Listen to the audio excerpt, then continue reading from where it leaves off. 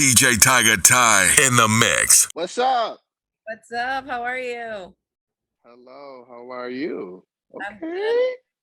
good. You look very bright. Why is everybody bright today? I look all dark today. I'm right in front of the sun. This person had on a bright orange shirt, and the other person had on a bright white shirt, and then you got on a bright white shirt. And it's like I got on like dark colors and looking. I was gonna do dark colors, It's all good. but fuck it, I haven't worn this shirt yet, so why not? I got you. So, first and foremost, thanks for taking the time to sit with me and have a conversation in regards to whatever this conversation leads to. All right. Sounds good. Thank you for having me. So is your real name Ahriel, or is it just your stage name? That's my stage name. So my real name is not much different. It just doesn't have the H in it. Okay. So was that something that you planned, or was it something that like you spoke with fans like that were like, I guess like beginners of like your music career and just you as an artist, or was it more so like it just kind of happened naturally? I was talking to a few people here and there, and as much as I love my name, I always loved how it was supposed to be pronounced, which is Ahriel. But whenever anyone sees my name written as it is, it was always, Ariel, like the Little Mermaid. And I was like, yeah, and I always went with it because that's what my parents call me. But I wanted something that sounded a little different. And I was like, you know what, how can I make them pronounce my name as it is pronounced, correctly? And I threw in the H and I was like, okay, this makes sense. Everyone can get it. So when people read my name now, they read Ahriel. And I just like how it sounds better. So That's that's smart. what I went with. Yeah. That's smart. So where exactly are you located? Are you on the West Coast, East Coast? I'm on the East Coast. East Coast. Okay. Whereabouts would you say? I'm located in Pennsylvania, Bushkill. It's a super small town. I mean, I grew up there since I was about 7, 8 years old, and I've been over there ever since. I say over there because I'm in Texas right now, but Okay. yeah, back and forth between New York and PA, and that's just where my parents decided to stop and build a house, and been there ever since. So what would you say were some of the early challenges in regards to learning your skill sets as an artist, being in like a small town? Honestly, taking myself seriously was one of the biggest ones, being that, most people come out of, big cities, and the area where I'm at, it's not a big city. So I was like, how can I really make a name for myself here? Can I make a name for myself here? Can I really put this place on the map? And in terms of working with other artists, is there other people who are taking music as serious as I am, here as well? So that was the biggest thing location wise that I had to pretty much get over. Okay. So with your music that you put out, what's more so like the essence of it? Is it more so like sexual rap? Is it more so conscious rap? Is it more so hardcore? Is it R&B? Because like everybody has their different preference of like music. So what would you say your definition of your music is? My definition of my music is R&B, but it's self-conscious R&B. I really want to bring, I know a lot of people are doing it now where they're bringing old like 2000s, 90s R&B back, where we're telling a story, we're expressing ourselves. And I grew up on that, and listening to music and singing music that always allowed me to put my emotions into words and express them in a way that feels like it's a weight off my shoulders after singing. That's really what I'm trying to create again. And that's where my music comes from. It comes from things that I'm going through, or things that I know other people are going through, putting myself in other people's shoes. And R&B is just, it's just it for me. Okay. So what is the experience like? Have you ever performed any music before yet? Yes, I have. So what is like the experience like to be on stage and to be singing these songs that maybe you have, like you said, have experienced in your past chapters of life that now people are gravitating to and being able to connect with you based off of maybe it's pain, maybe it's happiness, or all different type of emotions when you're singing these songs? Honestly, the experiences that I've had are nothing short of amazing. I knew I wanted to start performing and really take my music serious when I was at a Chris Brown concert, and just the feeling that I got from being in the crowd and singing those songs, I wanted to have that with, you know, my fans, my supporters. When I have performed my songs and, you know, people come up to me afterwards and they were like, I feel like you knew what I was going through, you know, you were able to explain my situation and you were able to really capture everything. And honestly, like, I love your music. I'm so grateful that, you know, you came out and it's different from what's here. And, you know, I just really appreciate it. And I've just been honestly honored to have that type of interaction with people, and with people who go from not knowing who I was to supporting me 100% and wanting more from me. And I know that's what I want to continue to do, because when I perform and I get that feedback, I just love it so much, because it lets me know I'm doing something right. And I'm not only just creating music for people to enjoy listening to, but creating music for people to have an experience with and really let out their feelings, or allow me to sing and express their feelings for them if they can. Okay. Now that's the positive side about having fans, right? Have you had any negative experience with fans, or I guess you could say trolls yet?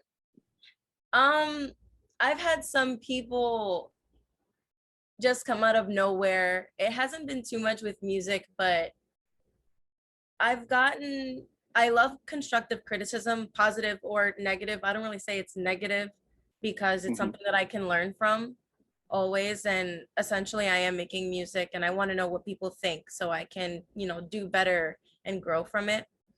But I've had some people just, if they didn't know who I was, and I performed at some shows and I've been cool with people, or, you know, we all get there, everyone's friendly, and then after the show, you know, people turn cold towards me, other artists.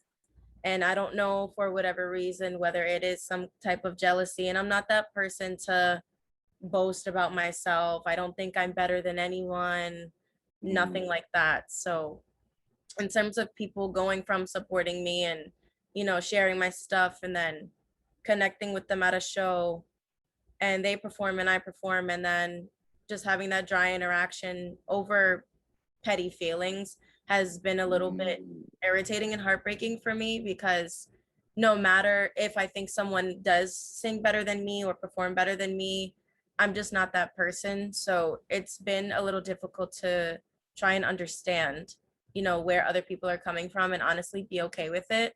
And especially other people coming out and saying, you know, oh, she's not that great at singing. Like, you know, who does she think she is? I can make a better video. Or even some videographers that I've worked, or photographers, saying like, oh, if you don't work with me, you're not going to get anywhere. You're not going to make good content if you don't work with me.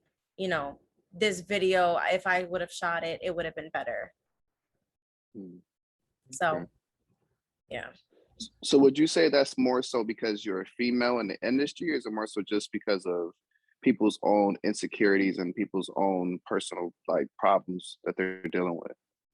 I honestly feel like it's both, especially dealing with a lot of males, being that, you know, entertainment and music is saturated with males being the forefront of music, period, whether it's producing, engineering, performing, all of it. And it's been a little difficult, because when people come to me, I don't know what their intentions are. I don't assume it's negative at first, but I also do make sure, you know, I put a guard up to make sure that they know if we work together, we're working together, whether we form a friendship, relationship, whatever it may be, it needs to be 100% what we say it is from the get-go.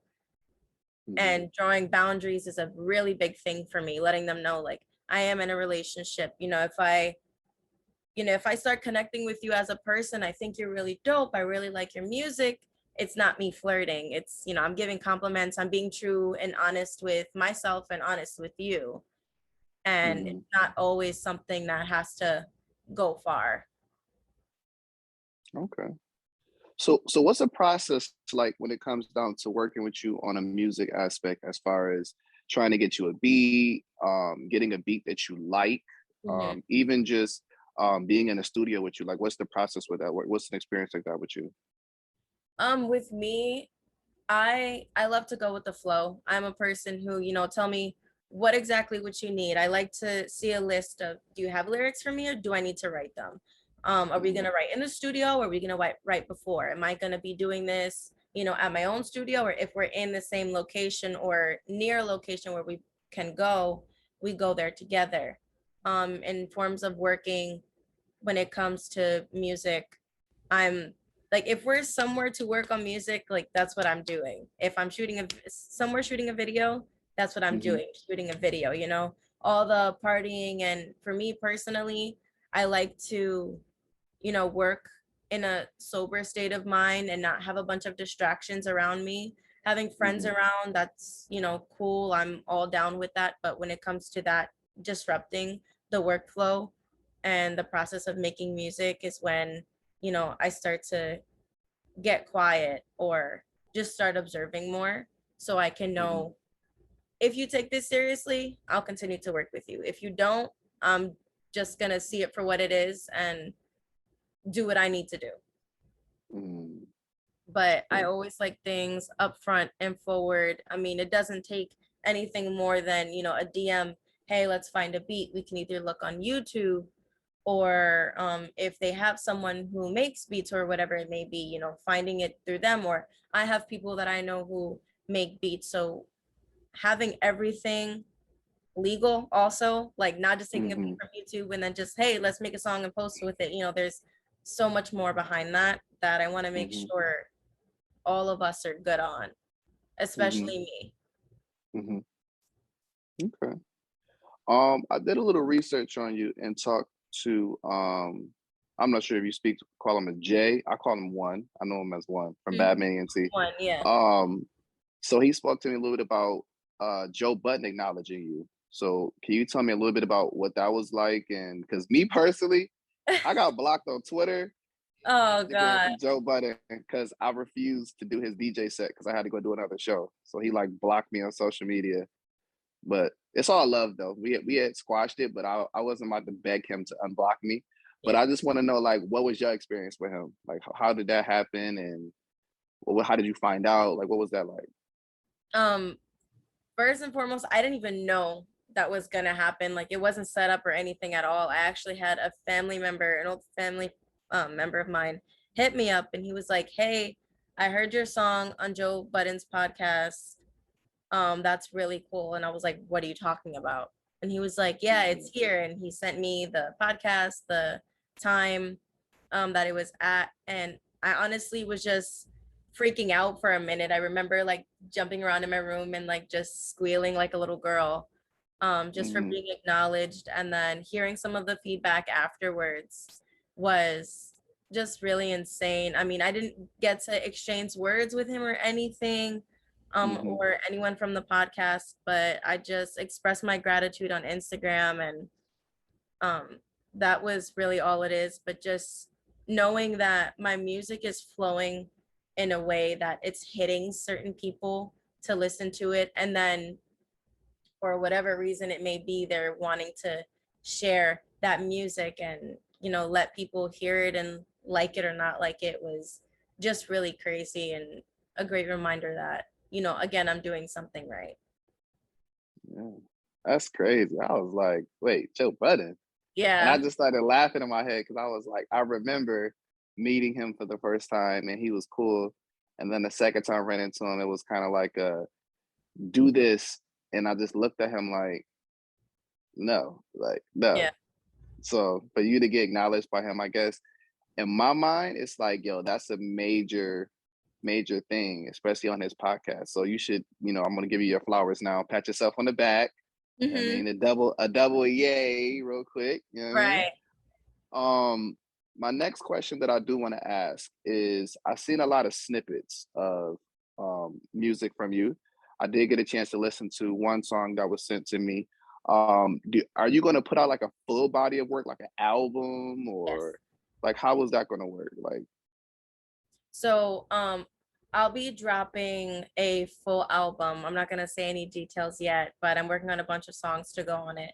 Come July. So in a few months, I'm gonna be dropping a whole album. In the process of dropping that album, I'm still gonna be dropping singles. Not sure if I want them to be singles that are gonna be on the album or something separate, but I'm gonna put out a full album, anywhere from 7 to, I want to say, 12 songs, so that people can get a very good idea of how well-rounded I can be. Because I'm gonna do R&B on there, but I want to do other things. I want to also feature other people, so we can promote each other and share these experiences, and come out with some amazing music for everyone to enjoy. So that's going to be happening in July. I am super excited about that, to be honest, because it'll be my first album. Is there like a name you could throw my way? Like, It's gonna be, the name is gonna be called Yellow. Yellow. Is it gonna be spelled like the regular yellow or like Spanish yellow? No, it's gonna be spelled like the English yellow. Okay. Where'd that come from? Well, yellow is my favorite color, and I wanted this album to be more to showcase where I am right now in my life. You know, I'm going through a lot of learning and a lot of processing pain and trauma and trying to come to terms with everything. And I want that to be showcased in my album. And the songs are the titles are going to correlate with Yellow as well. But I wanted to give something different to everyone. Being that yellow is my favorite color, it represents happiness to me, warmth.